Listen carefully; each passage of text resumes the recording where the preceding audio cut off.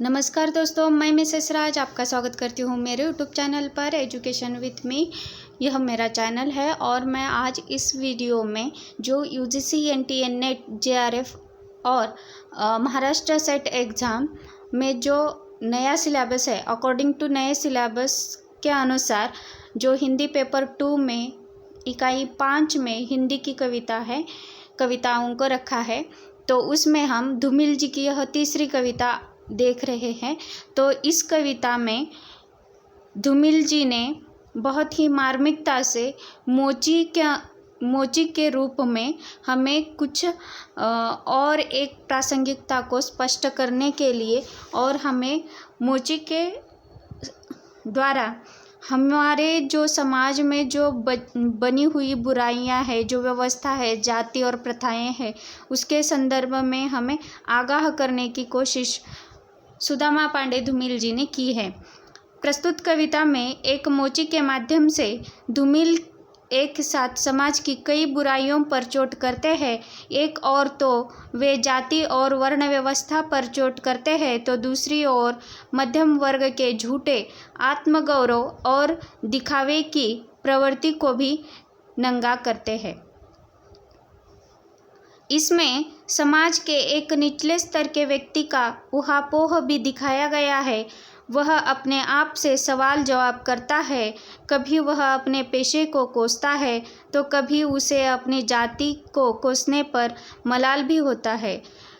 कभी वह मध्यम वर्ग को नफरत की नज़रों से देखता है तो कभी उसे उनकी विवशता पर तरस भी खाता है। प्रस्तुत कविता के द्वारा धूमिल ने यह जताने की कोशिश की है कि कविता तथाकथित सभ्य और बुद्धिजीवी वर्ग की बपौती नहीं है और न ही कविता की भाषा पर किसी खास वर्ग का अधिकार या आधिपत्य है। ऐसा लिखते हुए धूमिल जी कहते हैं कि वे कविता को छंद, लय और अलंकृत भाषा प्रयोग के बंधनों से मुक्त करने की वकालत करते हुए दिखाई देते हैं। मोचीराम यह कविता जो धूमिल जी के द्वारा रचित है, इस कविता को हम मेरे स्वर में पढ़ेंगे। तो चलिए। रापी से उठी हुई आँखों ने मुझे क्षण भर टटोला और फिर जैसे पतिताए हुए स्वर में वह हंसते हुए बोला, बाबूजी, सच कहूँ मेरी निगाह में न कोई छोटा है न कोई बड़ा है। मेरे लिए हर आदमी एक जोड़ी जूता है जो मेरे सामने मरम्मत के लिए खड़ा है। इस कविता के माध्यम से देखिए, पहली जो पंक्तियाँ हमने पढ़ी है उसका तात्पर्य यह होता है कि मोची ने रापी यानी मोची का औजार होता है। रापी यह जो शब्द है मोची का औजार है।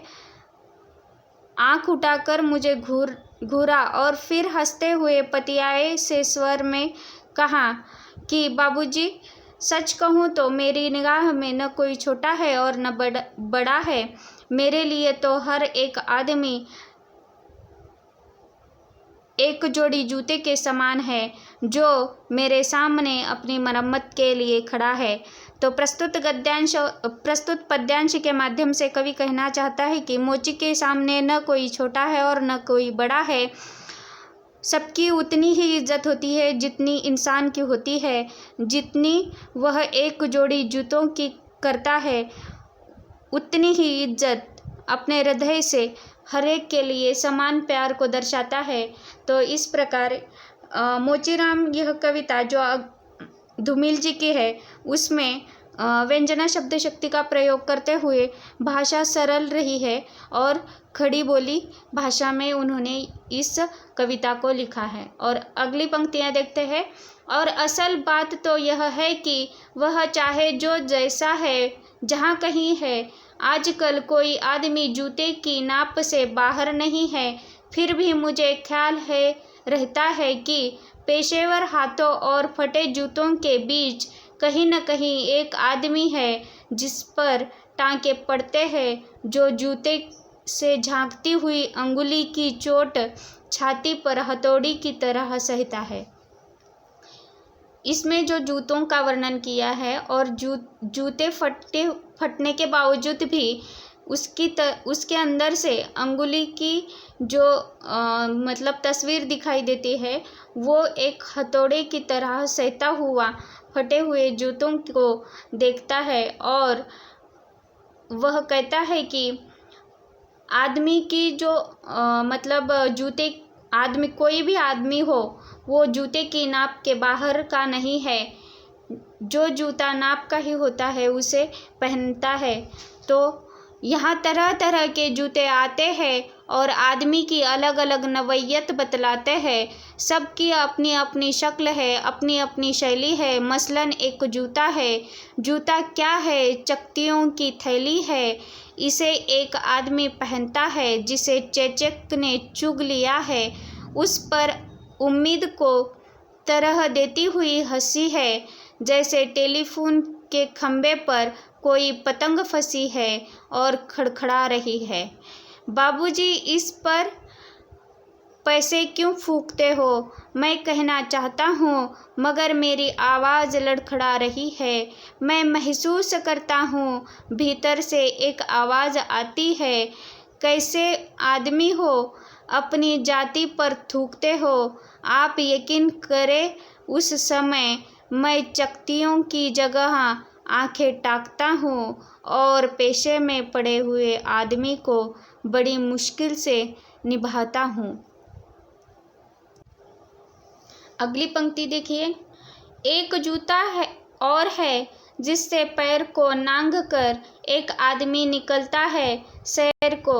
न वह अक्लमंद है, न वक्त का पाबंद है। उसकी आंखों में लालच है, हाथों में घड़ी है।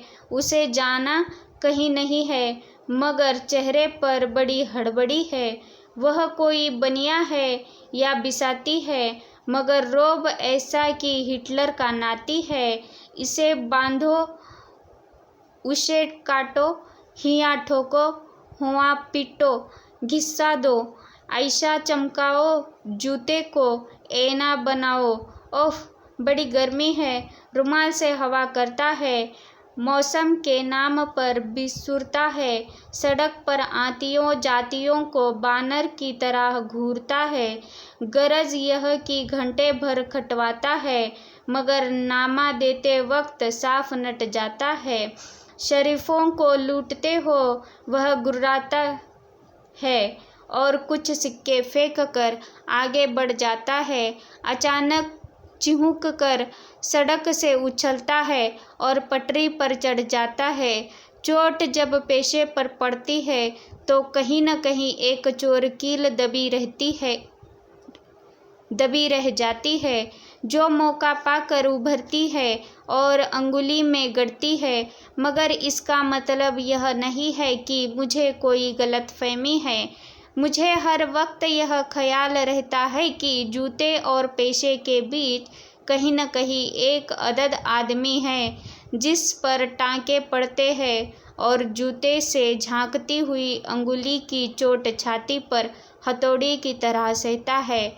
और बाबूजी, असल बात तो यह है कि जिंदा रहने के पीछे अगर सही तर्क नहीं है तो रामनामी बेचकर या रंडियों की दलाली करके रोज़ कमाने में कोई फ़र्क नहीं है। और यही वह जगह है जहाँ हर आदमी अपनी पेशे से छूटकर भीड़ का टमकता हुआ हिस्सा बन जाता है।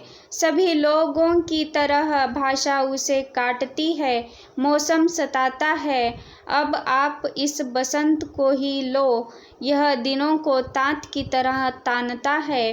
पेड़ों पर लाल लाल पत्तियों के हजारों सूख तले धूप में सीजने के लिए लटकता है। सच कहता हूँ, उस समय रापी की मूठ को हाथ में संभालना मुश्किल हो जाता है। आँख कहीं जाती है, हाथ कहीं जाता है। मन किसी झुंझलाए हुए बच्चे सा काम पर आने से बार बार इनकार करता है। लगता है कि चमड़े की शराफत के पीछे कोई जंगल है जो आदमी पर पेड़ से वार करता है और यह चौंकने की नहीं, सोचने की बात है, मगर जो ज़िंदगी की किताब से नापता है, जो असलियत और अनुभव के बीच खून के किसी कमज़ात मौके पर कायर है, वह बड़ी आसानी से कह सकता है कि यार तू मोची नहीं शायर है। असली में वह एक दिलचस्प गलतफहमी का शिकार है, जो वह सोचता कि पेशा एक जाति है और भाषा पर आदमी का नहीं किसी जाति का अधिकार है, जबकि असलियत है यह है कि आग सबको जलाती है, सच्चाई सबसे होकर गुजरती है। कुछ है जिन्हें शब्द मिल चुके हैं, कुछ है जो अक्षरों के आगे अंधे हैं, वे हर अन्याय को चुपचाप सहते हैं और पेट की आग से डरते हैं, जबकि मैं जानता हूँ कि इनकार से भरी हुई एक चीख और एक समझदार चुप, दोनों का मतलब एक है। भविष्य गढ़ने में चुप और चीख अपनी अपनी जगह एक ही किस्म से अपना अपना फ़र्ज अदा करते हैं। तो दोस्तों, हम इस कविता को पढ़ चुके हैं।